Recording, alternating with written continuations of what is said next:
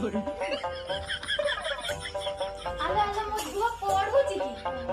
हो पढ 10th class exam आछि मन देकी पढिबु हला जम्मा भूल करिबुनी भल मार्क रखिबु बुझिल ना हो तू पढ हेलो मो झियो का ड्रेस भांगुची तू पाठ पढिबु ना 10th क्लास एग्जाम कोन मार्क तू जा पाठ पढिबु ड्रेस भांगुची आछि चलो गोलमाल है भाई सब गोलमाल है हे तू बाय बाय टाटा